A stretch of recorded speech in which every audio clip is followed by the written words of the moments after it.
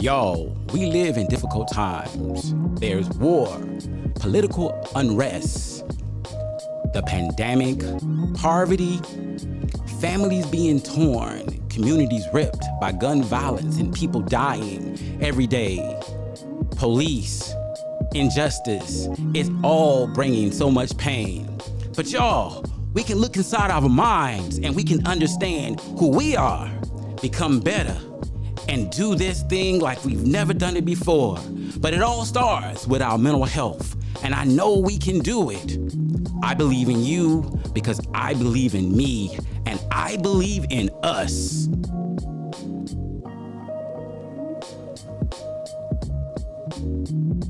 When we look now, we begin to understand the history of the African American in short, because I really didn't do it justice. But I wanted to give you a little idea. Today, African Americans are disproportionately experiencing heart disease, diabetes, and many other health conditions. I wonder what role mental health plays in all of this. And as a therapist, I want to help people help themselves.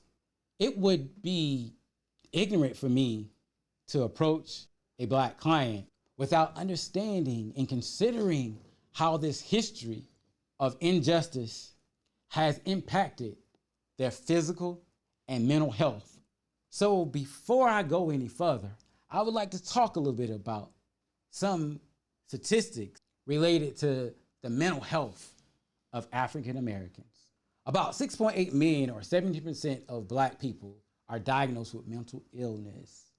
And that might be low because everybody won't go and see somebody, or maybe there's no availability.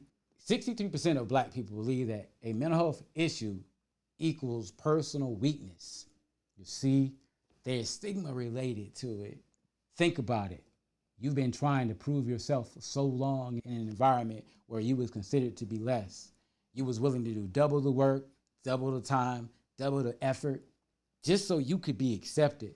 So anything that makes you seem a little bit inadequate, you look at it, you examine it, and you say, I don't got that problem. That's not my issue. I don't need that help, because you know if you get that help, somebody gonna think you crazy. And when people thinking you crazy, guess what? You feel threatened, like you won't be able to do what you really want to do.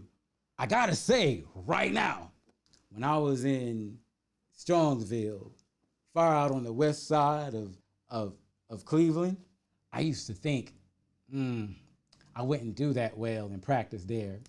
But to the contrary, from the time I got there to the time I left, I was seeing clients.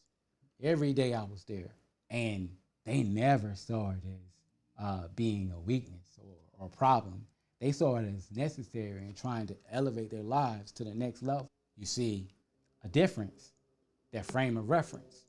They didn't seem threatened by doing it because they didn't think that it represented something really being wrong with them, where African Americans would think, I must be crazy. See the difference? In 2019, 50% of incarcerated African Americans suffered from mental health issues. In 2020, 37% of Black people received mental health treatment, leaving 63% of those people needing treatment without. Yes, it's hard to get in because it's not enough. It's not enough. 33% of African Americans do not consider anxiety to be a mental health illness. And maybe because they've been living with it for so long, it's become functional. So they don't see it as a problem to be a little keyed up or wired up or always ruminating about their concerns. They function in that place, so it becomes an adaptable place to kind of be. 22% of African Americans don't consider depression to be a mental illness. Important to understand if we've been so low. African Americans' abuse of alcohol and substance abuse is only about 6.9%. And that is critical because I know in my hood, there's a place to get alcohol or drugs on about every corner. Man, I tell you, we've been noticing over the last few years an increase amongst suicide rates amongst African Americans. And I think in the last year, I have never seen as many as I've seen in the last few years. Maybe pandemic, other things, but a lot more of our young people, particularly between the ages of 25 to 34, are now taking their lives. In general, the prevalence of mental health conditions amongst blacks and whites is approximately the same, but black people are less likely to seek help. In general, the prevalence of mental health conditions among African Americans and white are approximately the same. However, the history of racism, dehumanization, poverty, oppression, and violence have caused trauma.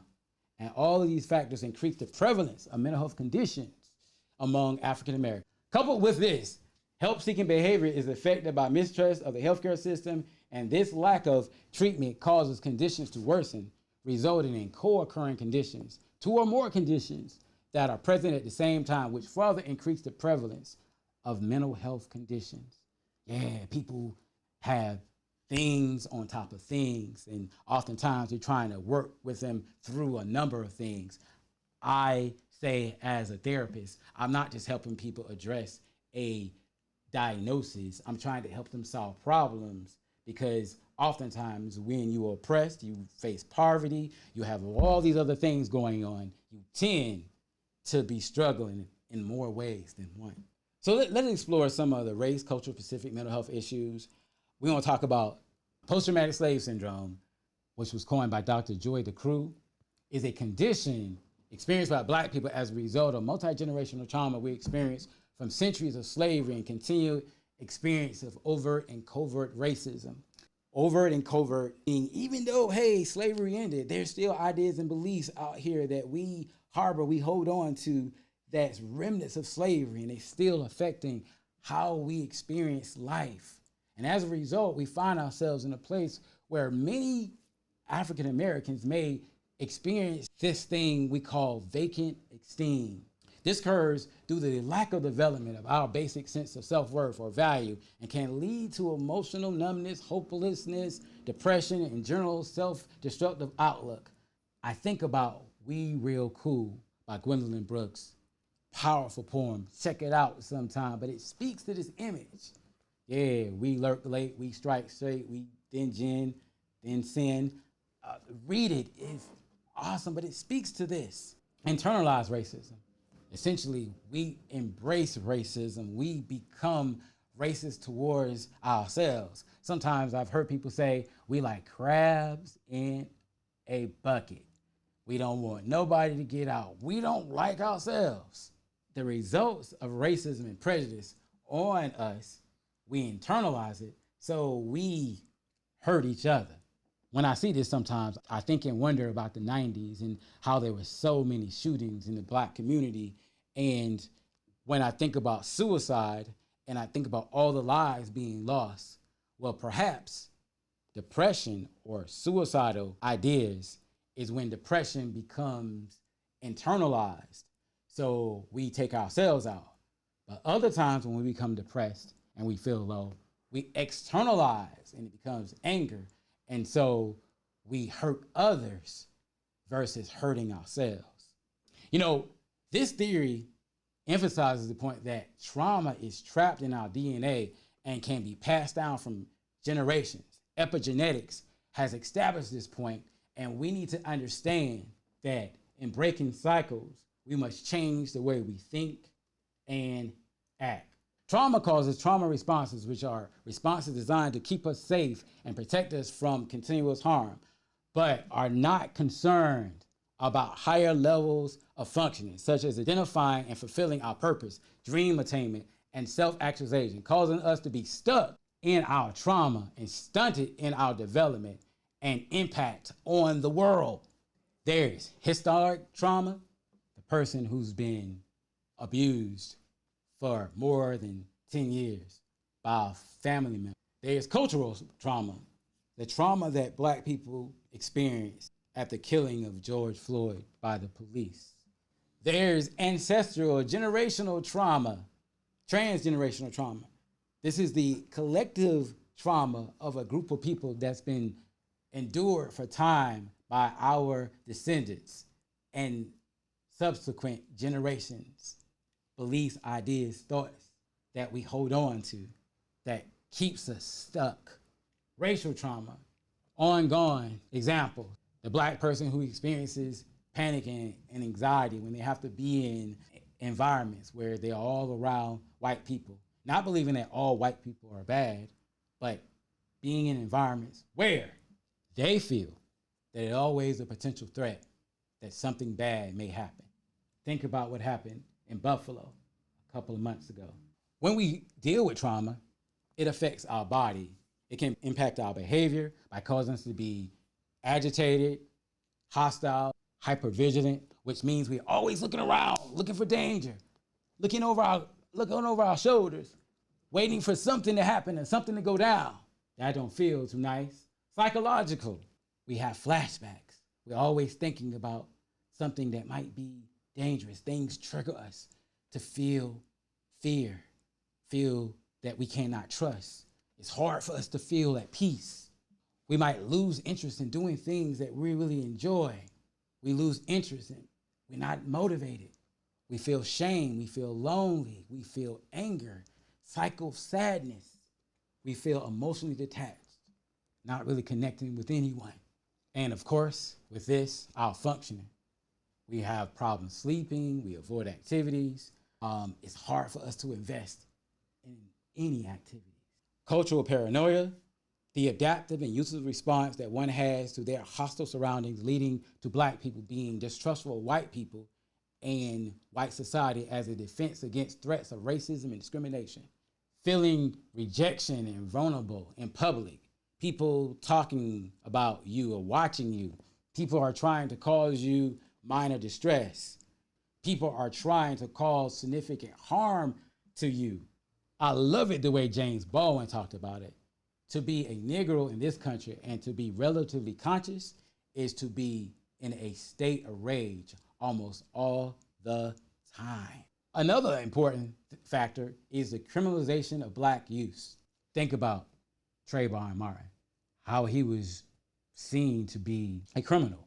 Think about our kids in our schools who oftentimes are seen to be criminal for just doing things that kids do, right? Like when my friends came over, oh, these were bad boys.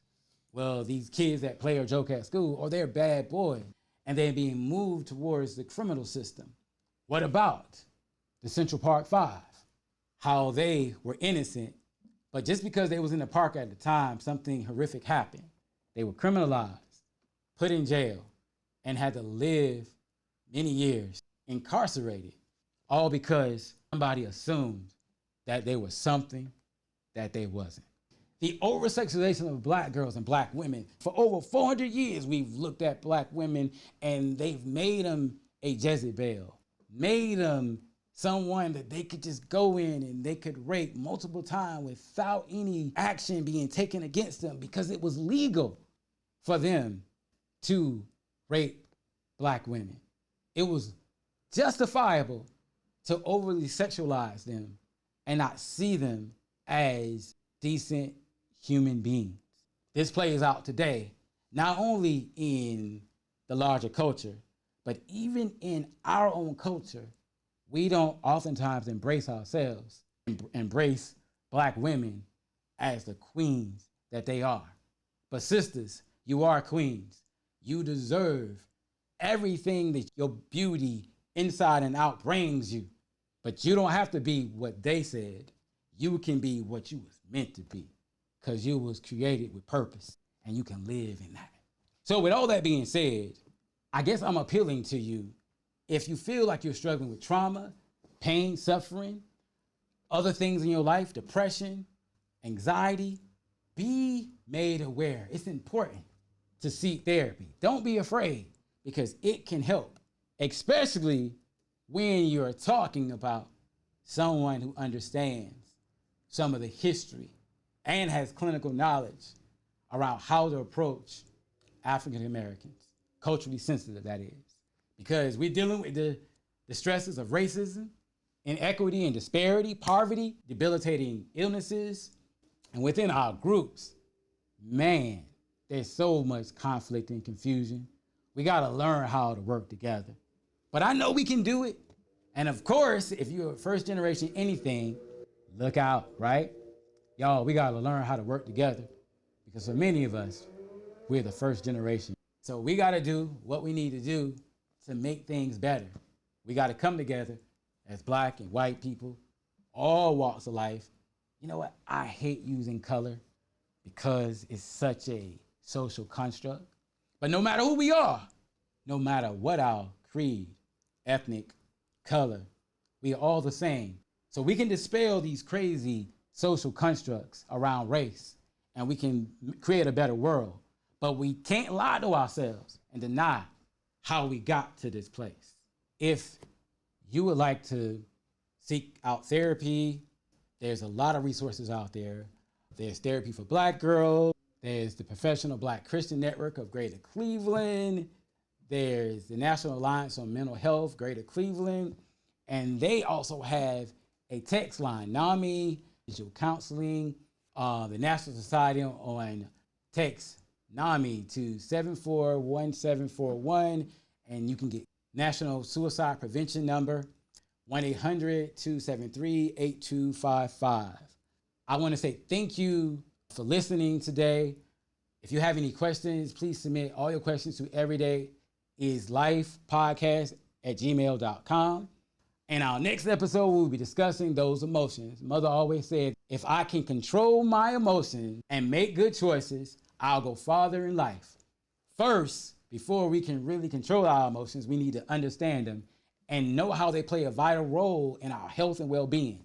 See you at our next episode. We will be discussing this, and I think it's going to be lit. Talk to you next time, and I hope you have a wonderful Juneteenth celebration.